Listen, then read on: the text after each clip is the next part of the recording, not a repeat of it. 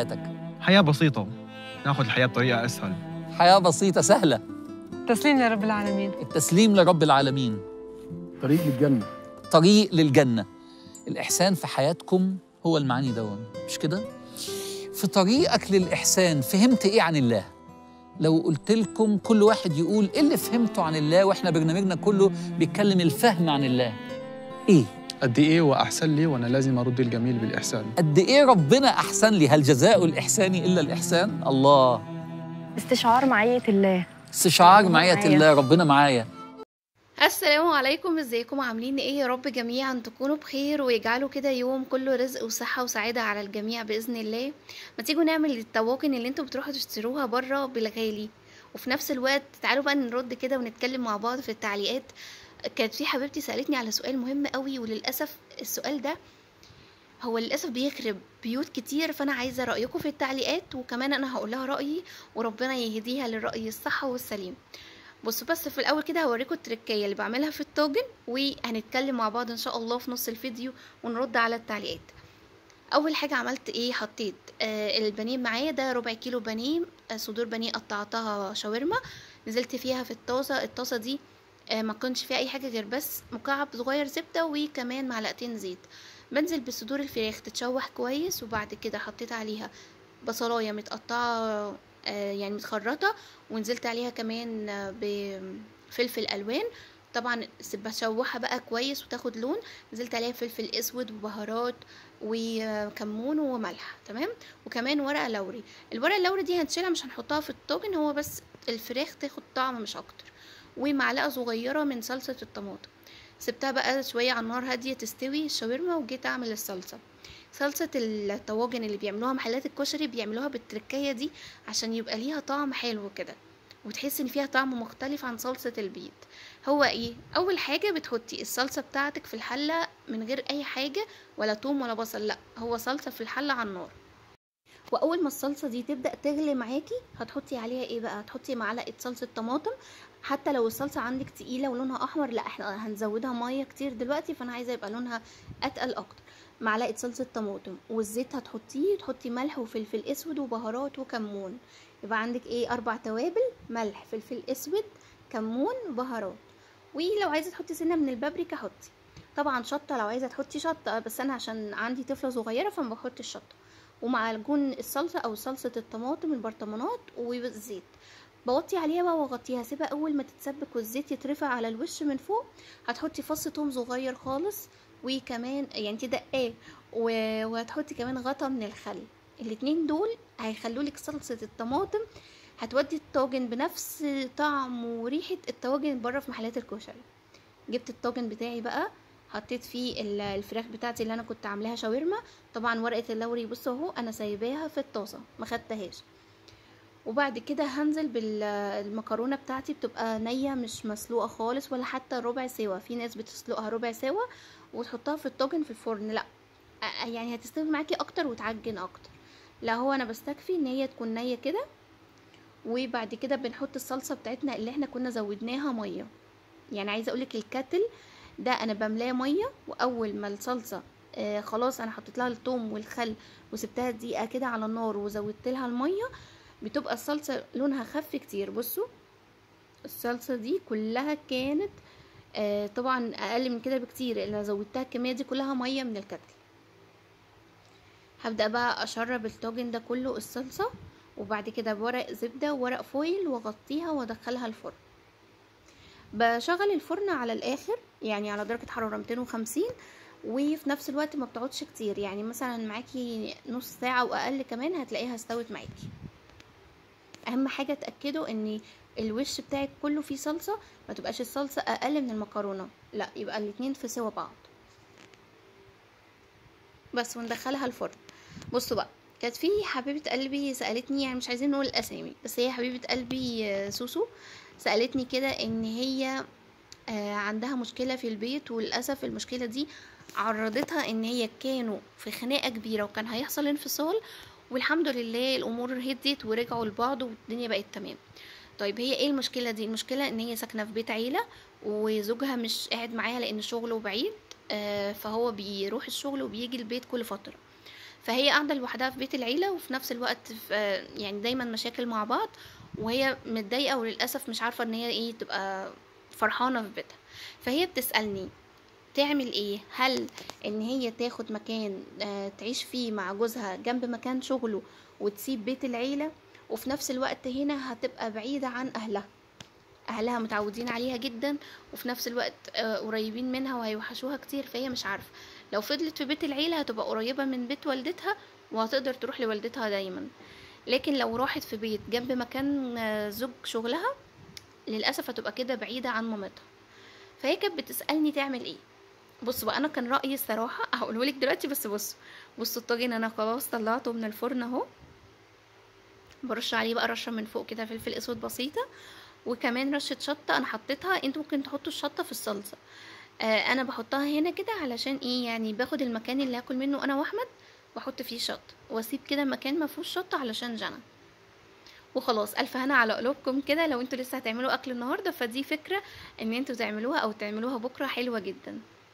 برضو كان عندي مانجا وهعملها عصير. بصوا تركية للمانجا، لما ابقى عارفه ان انا عايزه اعمل عصير في البيت، او مثلا هاخد مانجا دي افرزها، ما بشتريش المانجا الغاليه قوي، يعني ما بروحش اجيب مانجا مثلا حاليا اسعار المانجا في السوق 30 40 50، ما بروحش اجيب المانجا اللي هي ب 40 وب 50 عشان ان انا احطها في الفريزر او ان انا اعملها عصير. لا، الصراحه بقول لنفسي طب ما انا ممكن اوفر شويه واروح اجيب المانجا اللي هي شويه ايه، احسها ان هي مثلا طريه، ما ينفعش ان هي تاكل او ما ينفعش تعملي منها حلويات، لا هي محتاجه ان هي تتعصر. فبجيبها اهم حاجه ان هي تكون سليمه مش ضربه، ما فيهاش اي حاجه، بس عيبها ان هي طريه شويه. بجيبها بس ربنا يعني يصلح حاله عم جمعه المحل اللي بيبيع جنبي خضار وفاكهه، يعني والله راجل طيب ربنا يصلح حاله، قال لي الحركه دي وانا عملتها وفعلا تحفه. قال لي بصي المانجا دي علشان طريه، علشان بقى تعصريها وما تبصش منك او تخسري فيها، لا بعد ما تغسليها كويس حطيها في الفريزر ساعه، وبعد كده طلعيها قشريها بقى واعصريها.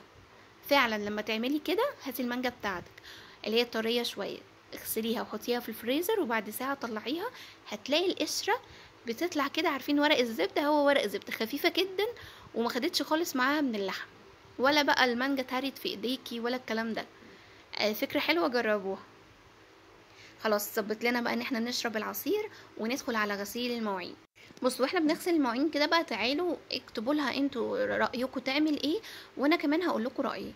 يعني هي كانت بتسال ان بيت العيله عندها مشاكل للاسف كبيره هم بيحطوها فيها، بتخليها توصل مع جوزها ان هم يسيبوا بعض علشان المشاكل دي تخلص. فقدامها حل ان هي تاخد شقه وتسكن فيها مع جوزها جنب مكان شغله، بس كده هتبقى بعيده عن اهلها، ويا اما هتقعد في بيت اللي هو بيت العيله اللي هو شقه جوزها بس في بيت عيله هو مش موجود في شغله، هتقعد هي لوحدها، وفي نفس الوقت هتقدر ان هي تروح لمامتها اكتر لان بيت مامتها مش بعيد. فانا رايي لا، انا رايي ان انت تاخدي مكان مادام زوجك هيقدر ان ياخد مكان تسكنوا فيه جنب شغله، لا خدي المكان ده وروحي اقعدي معاه وتكوني جنب شغله، وفي نفس الوقت بعيده عن المشاكل. اولا هتكون انت فرحانه مع زوجك، ثانيا هتبقوا مع بعض، يعني هو مش حاسس ان هو في غربه عنك وانت في غربه عنه فما بتعيشوش مع بعض، لا بالعكس هتبقوا مع بعض في بيت واحد، وفي نفس الوقت حالتكم النفسيه انتوا الاتنين ان شاء الله تكون احسن. تالت حاجه كمان، مامتك هتبقى فرحانه بيكي اكتر، يعني عايزه اقولك انت اهو دلوقتي ساكنه جنبها وبتقدري تروحي لها اكتر غير لو رحتي بعيد، بس هي اكيد مش مطمنه عليكي لان هي قلقانه ان انت عاملين معاكي مشاكل مضايقينك، مش سايبينك عايشه في بيتك مع زوجك وفي حياتك براحتك. فمامتك مش هتبقى فرحانه، مامتك هتبقى فرحانه اكتر لما تعرف ان انت رحتي في مكان تاني وفي نفس الوقت بعيده عن المشاكل وزوجك معاكي وعايشين مع بعض في سلام من غير الحاجات اللي بعد الشر كانت هتفرقكم عن بعض. فانا رايي كده. وفي نفس الوقت طيب انا خلاص هتسكني جنب زوجك، هتسكني مع زوجك قصدي، وفي نفس الوقت بعيد بقى عن المشاكل، طيب مامتك واخواتك هتشوفيهم ازاي؟ حاولي ان انت الفتره اللي هو هينزل فيها مثلا يروح لاهله يعمل زياره او يشوفهم، انت في نفس الوقت روحي لمامتك برضو زوريها واخواتك واقعدي معاهم. لو المكان مش بعيد قوي لدرجه ان ممكن مثلا لو في محافظه تاني وتقدري انك تيجي مثلا مره في الشهر، اعملي كده، يعني اقعدي كده مع زوجك وشوفي انت تقدري تروحي لمامتك كل قد ايه. حتى لو هتروحي وتباتي يومين 3 مثلا عشان مش هتقدري تروحي تاني قريب، بس هتحسي باليومين 3 دول ان انتي مرتاحة وعارفة تقعدي معاهم ومفيش مشاكل حواليكي، وفي نفس الوقت عندك استقرار أسري، ان انتي عايشة مع زوجك من غير مشاكل. فده رأيي، وربنا يا رب يهديكي للرأي الصح والسليم، ويهديلك حياتك وبيتك وزوجك وأسرتك بإذن الله كلها، ويهديلك كمان أهل زوجك عليك إن شاء الله، ويحببوكوا في بعض. بصوا أنا الصراحة لو سألتوني ما بحبش خالص السكن في بيت عيلة. ليه؟ بسمع عنه مشاكل كتير، بسمع عنه مشاكل كتير وان بيتدخلوا في حياة بعض و... ويبقوا ليهم شروط معينة، اعملي كذا وما تعمليش كذا، ما تنزليش، ما تطلعيش، ما تجيبيش، الحاجات دي كلها بيتدخلوا فيها، فمن هنا بقى بتحصل المشاكل عندهم.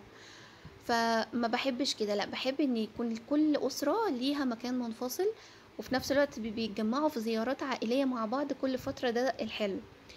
فربنا يهدي كل البيوت ويهدي كل الأسر إن شاء الله، وفي نفس الوقت يبعد بقى عنهم أي مشاكل يا رب. بصوا بقى، واحنا بنغسل المواعين كده، انتي بتتفرجي ولسه ما اشتركتيش في القناة ليه؟ يعني بعمل لكم روتينات وبعمل أكلات، وفي نفس الوقت بنغسل المواعين اهو مع بعضينا. فيلا شجعوا أختكم واعملوا لي كده تعليقات حلوة، علشان أنا عايزة أتكلم معاكم في التعليقات، وعايزة أشكر كل الناس اللي بتكتب لي كومنتات حلوة، ربنا يخليكم ليا. طبعا كانت اسراء كاتبالي ان هي فرحانه ان انا سالت عليها، لان هي كانت اكتر من فيديو ما علقتليش. طبعا بسال عليك، يعني ربنا يخليكي ليا. اي حد بيكتب لي تعليق بفرح جدا ان هو كتب لي تعليق، وبفضل فاكراه، بفضل فاكره الشخص ده، انتي ما بقيتيش تكتبي لي ليه؟ طب طمنيني عليكي كده. فربنا يخليكم كلكم ليا. والله مش عايزه انسى حد، يعني أنا جيجي حبيبه قلبي معايا من بدايه القناه، سمسمه، سناء. سناء دي سوسو، عشان انا في حد تاني اعرفه، بس السناء دي سوسو من السعودية، متابعتي حبيبة قلبي. وكلكم والله يعني بتشجعوني، اهل زوجي برضو بيشجعوني جدا، مامته ليا زي مامتي، ربنا يخليكي ليا، وسمسمة ربنا يخليكم ليا، بتشجعوني جدا، واخواتي ومامتي برضو بيشجعوني جدا ودايما متابعيني. فكل الناس دي انا بفرح جدا ان انتوا بتتفاعلوا معايا، وبتحطوا لي اللايكات والكومنتات والكلام الحلو بتاعكم.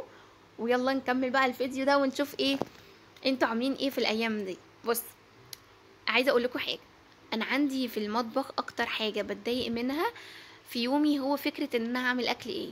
يعني اكون صاحيه كده بفكر ومتضايقه، مش عارفه اعمل اكل ايه. طب اعمل الاكل كذا، طب لا ده انا عملته امبارح، طب افكر في اكله تانية، لا جانا ما بتاكلش فيها قوي، لا احمد ما بيحبهاش. فالصراحه النقطه دي بتضايقني جدا. فانا قعدت افكر، اقول لنفسي طب ما انا بدايما كل يوم بسال نفسي هعمل اكل ايه، وبتاخد مني وقت، وببقى متضايقه ان انا مش عارفه اعمل اكل ايه. ما انا اقعد كده وامسك ورقه وقلم واكتب اكل اسبوعي. يعني مثلا الاسبوع ده من يوم السبت ليوم الجمعه انا هعمل كذا، يوم السبت كذا، يوم الاحد كذا، يوم الاثنين كذا، وكذلك لغايه اخر الاسبوع. واخلي الورقه دي معايا في المطبخ. وبرضه ممكن نفس الوقت بعد ما تخلصي تروحي ماسكه ورقه تاني وتكتبي النواقص بتاعه الاسبوع. بمعنى انت خلاص عرفتي هتعملي اكل ايه طول الاسبوع، طيب انت خلاص برضو فهمتي ايه الحاجات اللي موجوده في البيت وايه الحاجات اللي ناقصه. يعني مثلا انا هعمل مكرونه وبانيه، تاني يوم هعمل بطاطس وفراخ، طب انا ما عنديش بطاطس، يبقى انا اليوم الاثنين محتاجه بطاطس، هكتب كده في النواقص اني محتاجه بطاطس.